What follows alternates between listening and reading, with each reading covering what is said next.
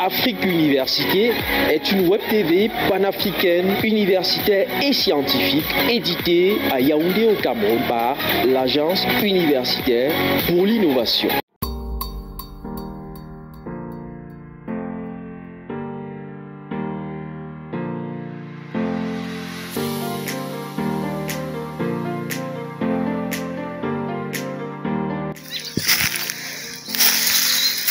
Ici c'est le petit rucher de d'Ombessa. Ce vendredi 19 février, nous sommes là avec les corps de ruches fonges, des ruches qui porteront des hausses d'ici à partir de novembre 2021.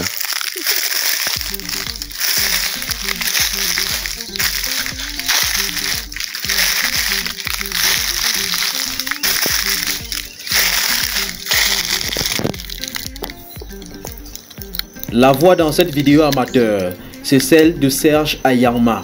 L'apiculteur professionnel fait un tour de veille ce matin dans ce qu'il qualifie de petit rucher à Ombessa, dans la région administrative du centre au Cameroun. Ça se trouve dans un verger mandarinier orangé.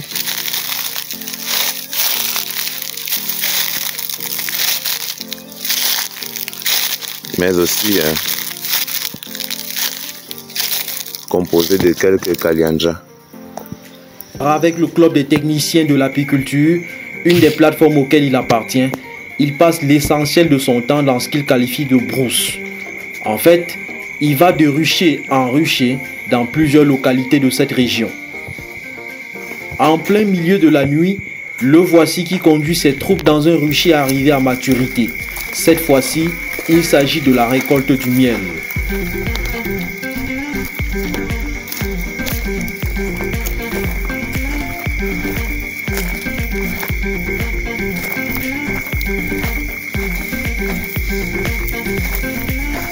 Les ruches sont là-haut. Ok. Le travail se fait en combinaison sécurisée pour éviter les morsures d'abeilles.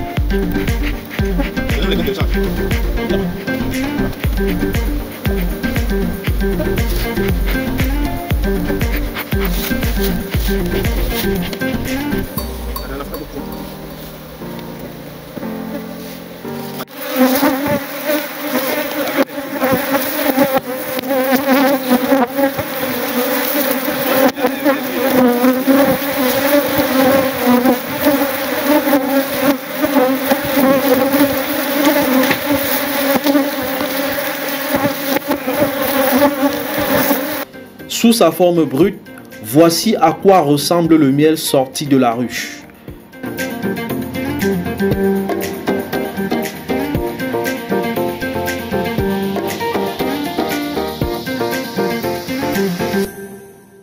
Une fois traité et liquéfié, il prend la forme connue par le consommateur.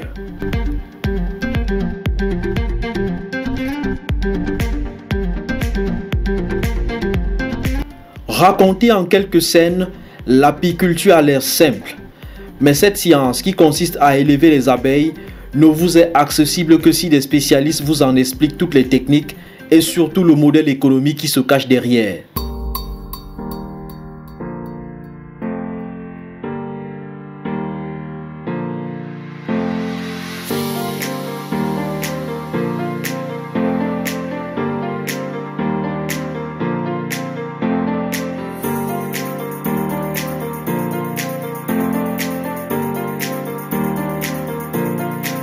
Le 19 novembre 2020, Serge Ayangma se rend à la faculté d'agronomie et des sciences agricoles de l'université de Tchang à l'ouest du Cameroun. Accompagné de 2 autres membres du club des techniciens de l'apiculture du Cameroun, il vient partager son savoir-faire en matière d'innovation avec les étudiants en cycle d'ingénieur agronome. Le groupe répond à l'invitation du professeur Félix Meteuil, enseignant-chercheur au département de zootechnie. Ce dernier tient à ce que les futurs ingénieurs tombent amoureux de l'apiculture, un domaine créateur de valeur et pour lequel le pays connaît un déficit en termes de production. Ils vont intervenir dans ces ordres, vous avez. Donc, vous avez M. Serge Ayangma, qui peut témoigner de tout ça.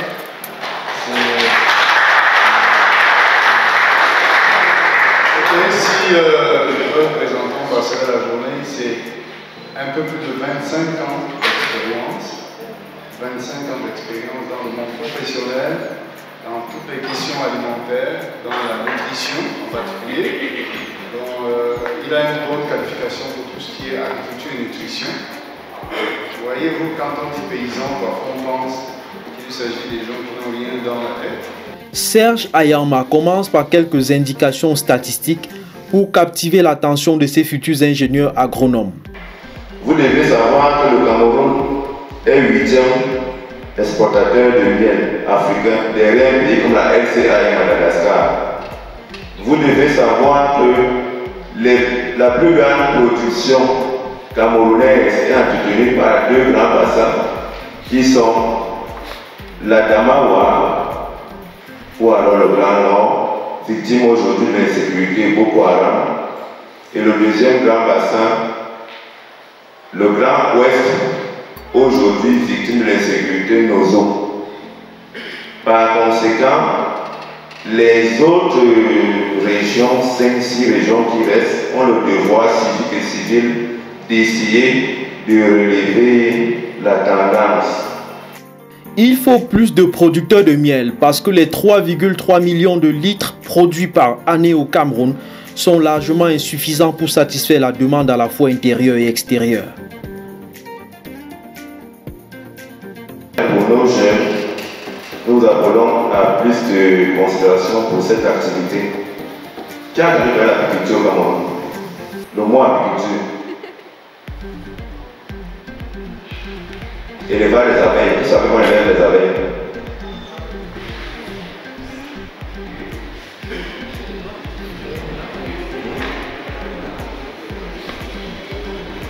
Personne de vous n'a pas entendu parler des abeilles. Qui a déjà fait l'abeille? Qui a déjà cassé l'arbre la nuit pour récolter du miel? Qui a peur de l'abeille? Après ces questions incitatives, l'apiculteur parle du processus qui permet de produire les reines, piliers des colonies d'abeilles. Dans cette séquence par exemple, ils disent ce qu'il faut faire au mois de novembre. Nous sommes novembre, hein?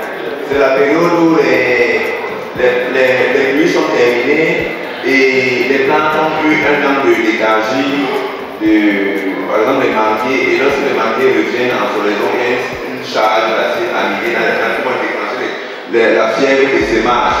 Par conséquent, il faut désactiver les sémages, soit en dupliquant la colonie, soit en procédant à ce qu'on appelle top bar space.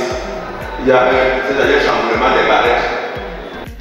Surtout, il conseille à ceux qui souhaitent se lancer l'usage des ruches Fonge, dont il fait la promotion depuis 2017. Ce dispositif conçu par Christophe Fonge est une sorte de synthèse entre la ruche kenyane et la ruche d'Adam.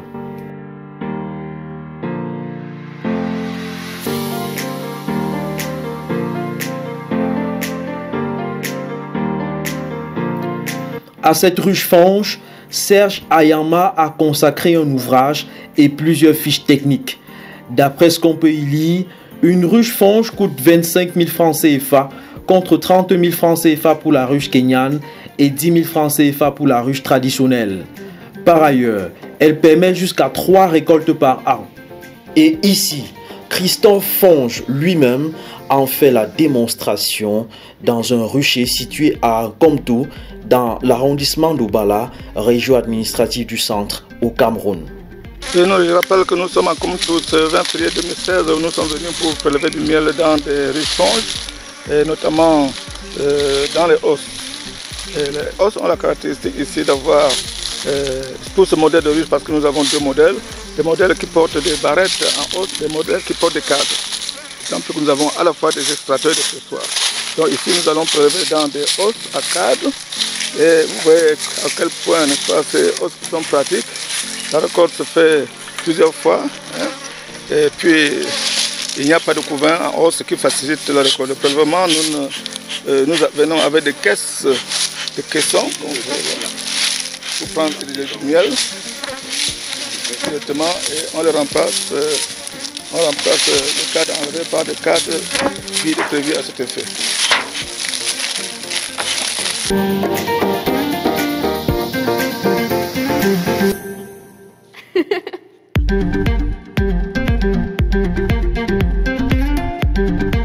Monsieur Yonga, par ici. Voilà.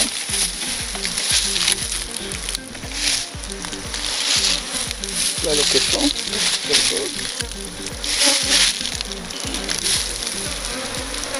Tu sais. Voilà.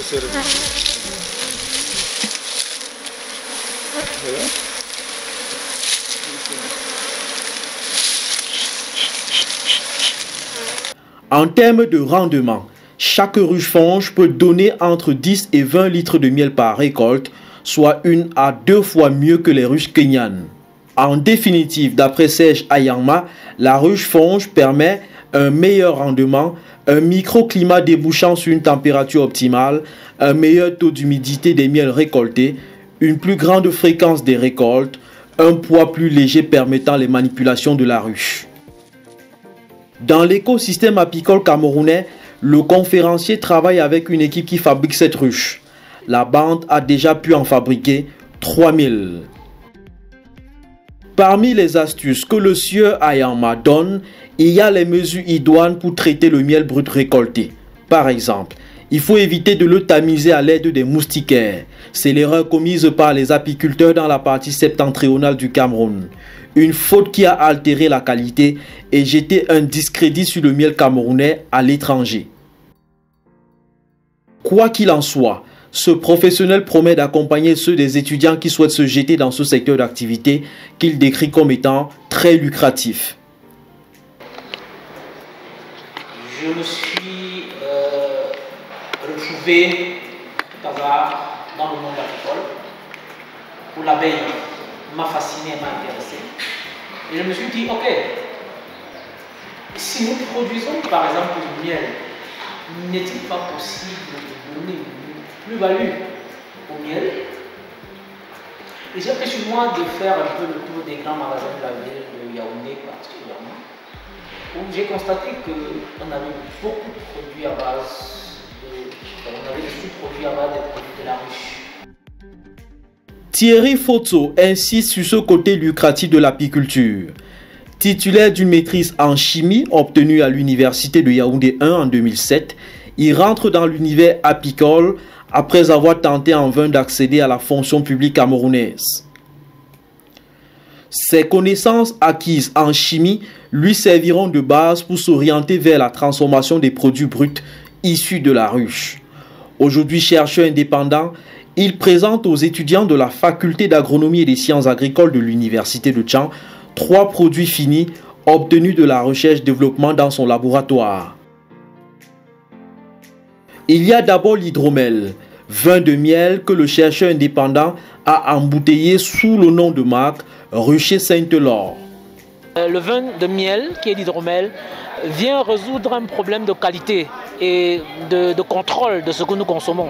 Nous avons toujours eu des vins rouges, entre guillemets, sur le marché, mais personne ne peut être capable de nous dire avec exactitude ce qui se trouve dans ces différents produits. Donc en faisant l'hydromel aujourd'hui, nous assurons aux consommateurs la traçabilité de tout ce qui entre dans le processus de fabrication en termes d'intrants. Quand vous regardez que il faille créer une entreprise légale, qu'il faille mettre en place un processus de certification. Cela va demander des coûts exorbitants et ce n'est que cela qui pourra déterminer le coût final. Bon, pour certaines personnes qui ont voulu consommer déjà à l'état actuel des choses, nous leur avons donné la bouteille à la modeste somme de 5 000 francs. Il y a ensuite de la propolis. C'est elle qui permet aux abeilles de défendre la ruche contre les champignons, les microbes et les bactéries. Ses propriétés antioxydantes, anti-inflammatoires, antifongiques et antibactériennes la positionnent comme un produit prisé pour la santé humaine. L'extrait de propolis, qui est un produit pharmaceutique, est une innovation en termes de médecine, de phytothérapie. Parce que nous nous sommes posé la question de savoir pourquoi est-ce que les abeilles ne sont pas malades, pourquoi est-ce que les abeilles sont les êtres les plus sains, alors qu'ils passent leur temps à déambuler sur des excréments, sur des cadavres, sur des pourritures, et qu'au final, le miel qu'ils produisent est un miel, qu'elles produisent est un miel sain. On a donc compris qu'elles utilisaient la propolis comme étant cet organe de désinfection. Et nous nous sommes dit, comment est-ce que nous pourrons donc mettre à la disposition de l'homme, de l'humain, ce précieux produit? Et nous avons, à travers les recherches de laboratoire, compris qu'on pouvait faire des extraits standardisés, qu'on pouvait mettre donc à la disposition de l'être humain. Nous avons fait des... Nous consommons déjà nous-mêmes nos produits et nous pouvons vous garantir que ça nous donne une santé de fer et nous sommes toujours dans le processus également de certification pour pouvoir avoir l'autorisation de mise sur le marché en tant que complément alimentaire, pas en tant que médicament, parce qu'il faudra faire l'amalgame entre les deux. Ce n'est pas un médicament, mais c'est un complément alimentaire. Autre produit avec lequel Thierry Photo a fait le déplacement de l'université de Tchang, ce savon antibactérien fabriqué à base de miel. Brice Lekane, ingénieur agronome spécialisé en productions animales, sorti des moules de la faculté d'agronomie et des sciences agricoles de l'université de Tchang en 2018, a rejoint le club des techniciens de l'apiculture du Cameroun, une plateforme qui a renforcé son savoir-faire. À Achuanzon, une zone rurale de la commune de Tchang, il possède 50 ruches dans son rucher. Chacune d'elles produit 5 litres de miel par récolte. L'apiculture m'a beaucoup apporté pendant que j'étais étudiant et même après que je sois étudiant, parce que pendant que j'étais étudiant, je pouvais avoir ce qu'on va appeler l'argent de poche grâce à l'apiculture. Et je pouvais même en donner à mes camarades, je pouvais prendre soin de mes petits frères. Même si c'était quelques tâches, ce n'était pas rien. Et ça, c'était grâce à l'apiculture. Et après, maintenant sur le terrain, ce que l'apiculture m'a apporté, c'est que ça m'a permis de développer d'autres activités. Parce que dans l'optique d'améliorer le rucher en plante apicole, j'ai dû me lancer intensément dans d'autres activités agricoles. Ceci, c'est pour nourrir les abeilles par le service, par le pollen et le nectar. Et en contrepartie, les abeilles continuent à polliniser. Ça me fait plus de graines. Donc, je ne peux que remercier l'activité apicole parce que grâce à l'apiculture aujourd'hui, je pense grand, je rêve plus grand. Contrairement à Brice Lekane qui a théoriquement appris l'apiculture en cycle d'ingénieur avant de la pratiquer, Pauline Tsafak est née dans cette activité. Fille d'apiculteur, elle accompagne très tôt son père qui pratique le métier de façon archaïque selon ses propres termes. Puis, elle reproduit les mêmes erreurs jusqu'à ce qu'une rencontre avec un délégué d'arrondissement de l'élevage, des pêches et des industries animales lui fasse remarquer que l'apiculture moderne existe et fonctionne avec les méthodes scientifiques. Elle acquiert à ce moment-là un bagage technique que le club des techniciens de l'apiculture du Cameroun lui permettra de renforcer plus tard. C'est avec dévouement qu'elle produit du miel à Sanchou, un arrondissement du département de la Ménois, dans la région administrative de l'Ouest au Cameroun. Aujourd'hui, je suis à 56 ruches. Mais il faut aussi préciser que j'ai migré des ruches kenyanes à la ruche Club des techniciens d'apiculture. 56 ruches pour un minimum de 8 litres par an en 2 récoltes. Oui, en 2 récoltes. Ça veut dire que je ne dis pas que je vais justement récolter au moment où il faut récolter. Je voulais préciser en passant que l'apiculture nourrit son homme. Aujourd'hui, si je suis trop foiré, je peux demander 15 000 à quelqu'un, je fais un tour dans le ruchier, je vais ouvrir les ruches, je cueille les rayons mûrs.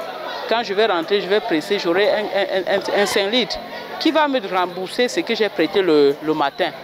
J'aurai besoin de ceux qui diront que non, j'ai besoin de faire les ruches, je l'oriente vers mon menuisier qui après me donne aussi le pourboire parce que je lui ai amené le client. J'aurai aussi un peu d'argent parce que chacun vient me dire que pardon, comme on a déposé là, viens voir ce que ça donne, viens ouvrir mes ruches.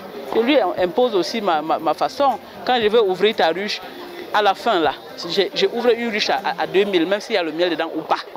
Et maintenant quand on récolte, en réalité tu prends avec ta main pour me donner. Généralement je rentre avec 2 ou 3 litres. Ça me fait toujours de l'argent. Cette conférence sur l'innovation en apiculture s'achève par des questions des étudiants qui souhaitent en savoir plus.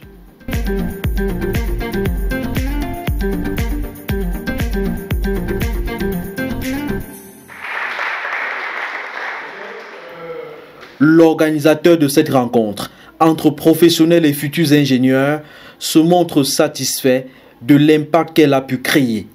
La raison de l'organisation de cette conférence échange, c'était tout simplement d'exposer les étudiants pendant qu'ils sont en phase de formation aux réalités du monde professionnel, mais surtout aux opportunités. Et je pense que les résultats sont plus qu'attendus, sont plus que ce qu'on avait espéré, parce que les innovateurs qui sont venus avec l'un de leurs poulains passés par cette école, je pense qu'on suffisamment, peut-être j'allais dire heurté, donc procédé à une sorte d'électrochoc qui, pour nous, est un élément fondamental dans l'éveil des consciences et surtout pour avoir des meilleurs engagements.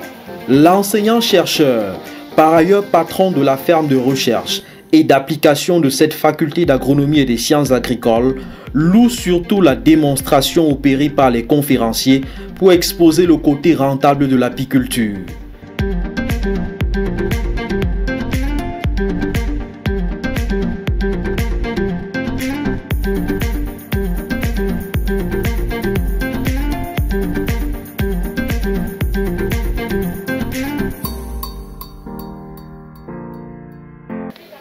L'un des buts aussi de cette rencontre, c'était de montrer que parmi les possibilités, les opportunités agricoles, l'apiculture en est une qui mérite toute l'attention. Et donc, je pense que derrière le faible investissement dans les abeilles, nous reconnaissons aussi que la place dans le cursus à la fois théorique et professionnel mérite d'être densifiée.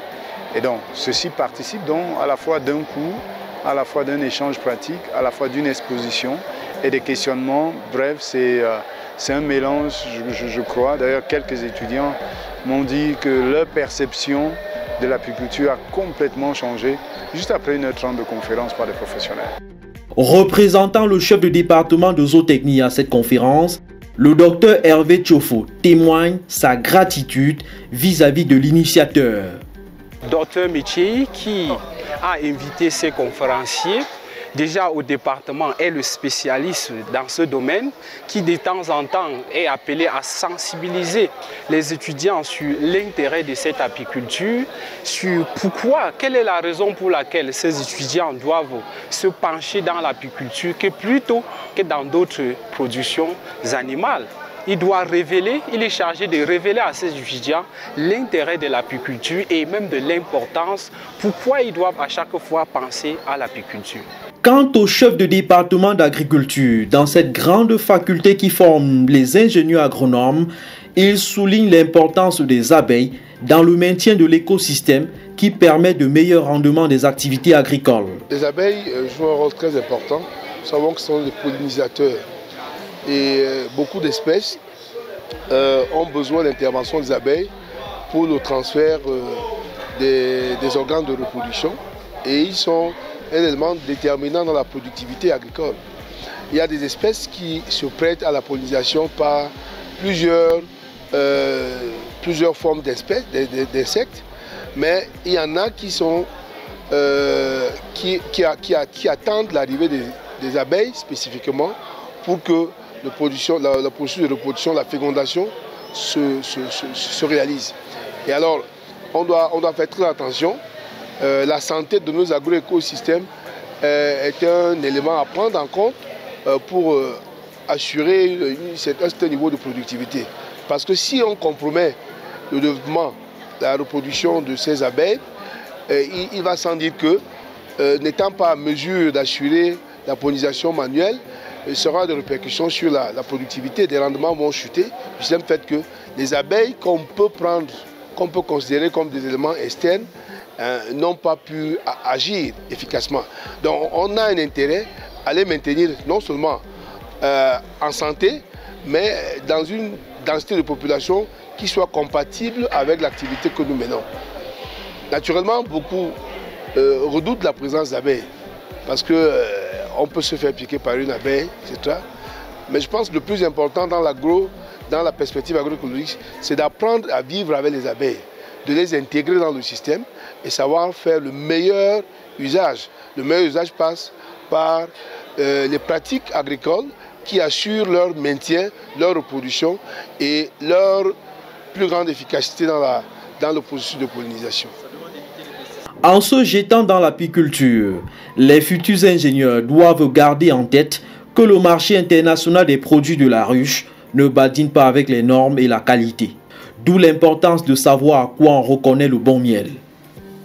Le miel peut être un indicateur de la pollution environnementale. D'ailleurs, l'abeille est, on peut dire, comme on le dit souvent, le thermomètre écologique. C'est-à-dire que là où il n'y a plus d'abeilles, les perturbations écologiques sont déjà très profondes. Et donc ça se répercutera sur le miel, sur la quantité, mais aussi sur les éléments qu'on va y retrouver. Donc, de manière grossière, on aura donc parmi les contaminants qui peuvent diminuer la qualité du miel, des contaminants mécaniques, dont il s'agit des objets qu'on va retrouver dedans, surtout si la technique n'est pas très bonne, notamment ceux qui utilisent des fumées et des flambeaux. On va retrouver donc des morceaux de charbon à l'intérieur, des débris, des combustibles. Et ça, sans que ça n'altère le goût, mais ça peut altérer donc, durablement la qualité. Bon, maintenant, on a des contaminants chimiques. Quand dans l'environnement, on a des émanations, soit des pesticides ou des résidus. Mais on a aussi des éléments microbiologiques. Dans le cadre surtout des miels qui ont été tripatouillés, donc des miels qui ont reçu d'autres produits qui ont été mélangés. Et effectivement, si on ne fait pas attention, le miel doit avoir un niveau d'humidité relativement bas. Donc quand il est très élevé, donc, voilà à peu près les 4 grands groupes de contaminants qu'il faudrait donc surveiller. Et la seule manière de les surveiller, c'est de mettre en place un protocole de production qui est assez rigoureux et qui permet donc à la fin d'obtenir un miel selon les qualités désirées. Cette conférence sur l'innovation apicole semble avoir satisfait sa cible. 4 étudiants en cycle d'ingénieur de productions animales croient désormais en l'apiculture. Nous avons eu un cours d'apiculture l'année dernière. Eh bien, le cours il ne m'intéressait pas véritablement l'année dernière parce que je trouvais que c'était difficile. En fait, je trouvais que ce n'était pas un métier de femme comme nos encadreurs l'ont si bien dit. Mais après cette conférence, que j'ai retenu que c'est un métier vraiment porteur et puis et aussi facile à réaliser. Dès lors que vous avez installé vos ruches et que vous avez mis toutes les conditions et que vous avez réuni toutes les conditions pour que vos abeilles viennent s'y installer et vivent paisiblement, alors là vous aurez de très bons rendements et puis vous allez vraiment porter le métier. Aussi j'ai retenu qu'il y a la transformation. Je n'avais encore jamais entendu parler du vin de miel, mais c'est aujourd'hui que j'en ai entendu parler et ça semble vraiment une initiative très porteuse pour le pays et ça va faire un gros chiffre d'affaires. Cette conférence m'a galvanisé, m'a boosté, m'a même encouragé en ce qui concernait les possibilités et les opportunités qu'il y a dans l'apiculture. Déjà, avec ma petite expérience, j'ai eu à apprendre un certain nombre de choses, mais vraiment voir des personnes qui te disent qu'ils ont déjà eu à pratiquer cette apiculture pendant plusieurs années et qu'ils s'en sortent plutôt bien, avec des chiffres à l'appui, c'est vraiment encourageant pour l'étudiant que je suis. Et ça m'a personnellement motivé de continuer dans la lancée de mes recherches, de mon travail et tout ça, et de ne pas baisser les bras. En tant qu'apiculteur amateur, cette conférence n'a que fait enrichir encore mieux ma passion, ma culture. Et puis, ça nous renseigne sur l'équilibre de l'écosystème que les abeilles nous apportent. Évidemment, on a eu à parler des contraintes ainsi que des difficultés. Et ça nous a aussi impacté sur le plan d'organisation pour pallier à ces contraintes et ces difficultés-là. Ce que j'ai beaucoup plus apprécié, c'était l'aspect économique. Parce que, étant ingénieur, on fait beaucoup de cours de production, mais pas beaucoup de cours d'économie, surtout en production animale, donc dans les filières de production animale. Ce que j'ai aimé là-bas, c'est qu'ils aient montré dans quelle mesure l'apiculture, autrement qu'on le connaît, pouvait susciter un apport financier très important. Donc on ne s'est pas juste limité à dire qu'on va produire du miel ou on va faire de l'essaimage avec des ruches, etc. Mais on a montré comment le volet industriel, on pouvait transformer le miel en vin, par exemple. On a montré comment on pouvait utiliser la propolis et comment ça pouvait générer des millions, voire des milliards de francs CFA si c'était bien utilisé. On attend désormais de voir ces ingénieurs en herbe sur le terrain de la pratique.